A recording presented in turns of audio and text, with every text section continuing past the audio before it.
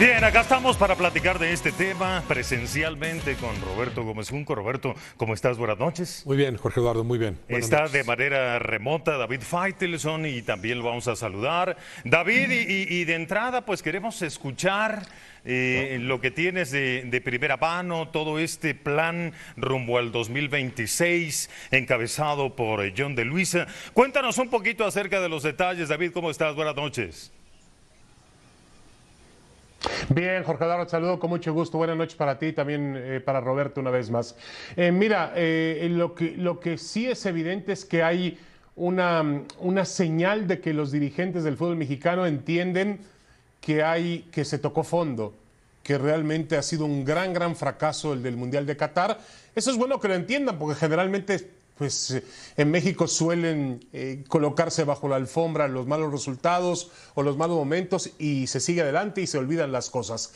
Este plan, este proyecto es el que aparentemente estará enviando John de Luisa a los dueños de equipos del fútbol mexicano. Tiene en su escritorio una serie de puntos para reforzar la estructura de las selecciones nacionales y tiene candidatos, y entre ellos el candidato que realmente, el único candidato no ligado directamente al fútbol mexicano en la última época es Marcelo Bielsa. Ese es el entrenador, Jorge Eduardo, que realmente podríamos decir que le quita el sueño a los dirigentes del fútbol mexicano, o en este caso a la Federación Mexicana de Fútbol, que tiene que presentarle el plan, insisto, a los propietarios de equipos.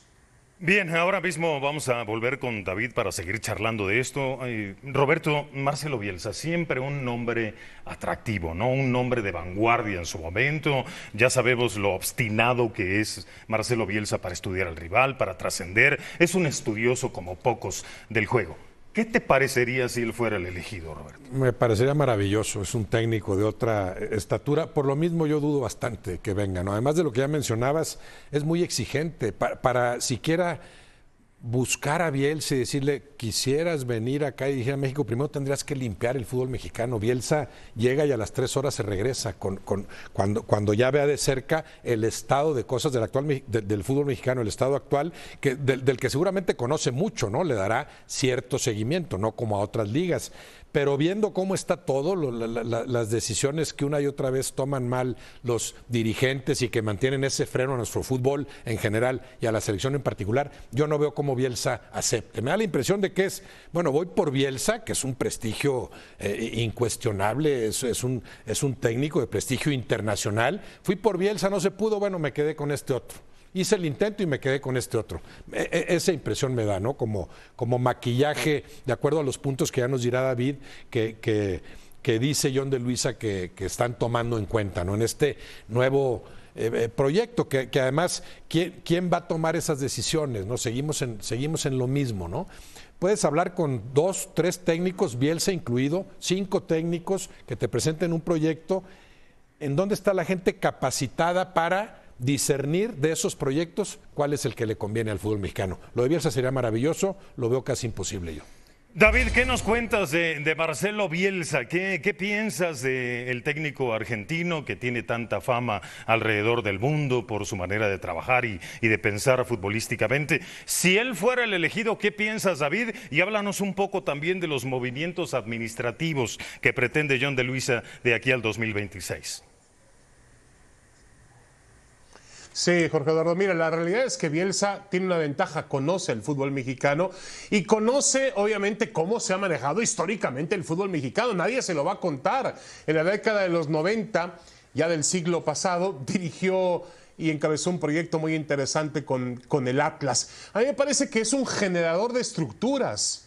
Y eso es lo que necesita en este momento el fútbol mexicano, alguien que genere una estructura. Obviamente no es fácil, ya lo decía Roberto, no está en manos ni de John de Luisa ni de Jaime Ordiales, que están al frente de esta reestructuración directa de la selección mexicana. No está en sus manos ni que vuelva el ascenso y en el descenso, ni que haya un límite de que los mexicanos tengan más oportunidad de jugar en su propia liga, que se fomente más la exportación, que se limiten las transacciones internas en precios tan elevados. Eso no está en manos de John de Luisa ni tampoco de Jaime Ordiales. Ellos van a presentar un proyecto Y obviamente este proyecto también se interna mucho, Jorge Eduardo, al asunto de crear una estructura sólida. Es decir, buscar formadores de futbolistas, darle el mismo estilo a todas las selecciones, que trabajan en conjunto todas ellas. La selección sub-23 que tenga realmente un representante como entrenador que pueda al corto plazo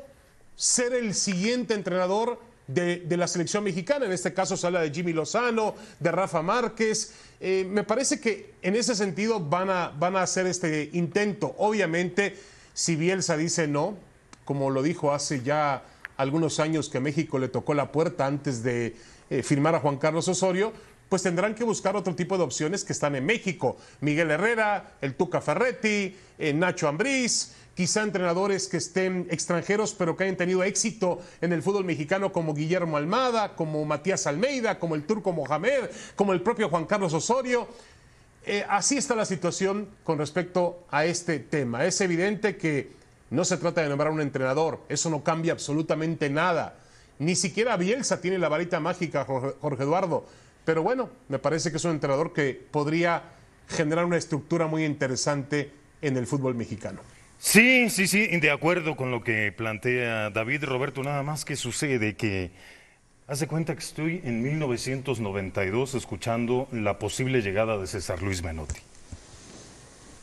Bueno, y que fue importante esa llegada. No por los logros específicos, ganó esto, ganó lo otro, no para nada. La cabeza del jugador por las mexicano. bases que dejó ahí muy bien asentadas, ¿no? El gusto de ser seleccionado, creo que es antes y después de Menotti, ¿no? El orgullo de ser seleccionado. Después, Mejía Barón empezó una etapa también alentadoramente distinta, aprovechando gran parte de lo que había dejado Menotti. O sea, sí hubo un beneficio ahí indudable, que también podría venir con Bielsa. Lo que pasa es que Bielsa, hablando de 30 años después, llega a un fútbol mexicano más contaminado, porque cada vez es más negocio, ¿no? Y entre más negocio es el fútbol, más intereses lo contaminan. Hay muchas cosas que no aceptaría Marcelo Bielsa, hay muchas cosas que tendrías que primero limpiar para después aspirar a esa Eso estructura, que decía David, para que esa Roberto, estructura sea sobre un estado de cosas ¿por qué mucho no más tocan la limpio en el cancha? fútbol. Ascenso, descenso, el número Claro, de extranjeros.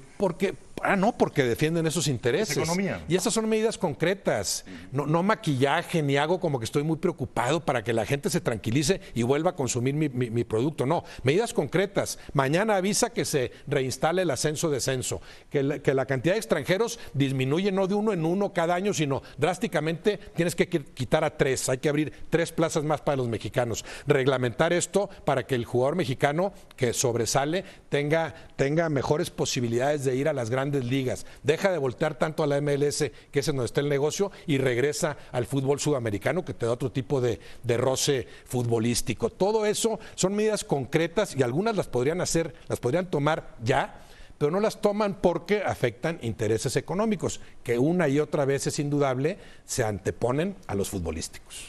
Creo que por ahí hay un tópico, ¿no?, que indica que las televisoras abiertas no tendrían injerencia Fíjate, eso, en las decisiones. No, es atole con el dedo también, o sea, no van a tener injerencia directa porque lo va a decidir la asamblea de dueños. ¿Quiénes son los dueños? Y los dos grandes dueños de las dos grandes televisoras no tienen ya asegurados los votos de otros 8. No se ha manejado así el fútbol mexicano históricamente. El problema, Roberto, es hacerse es tontos que solos, ¿no?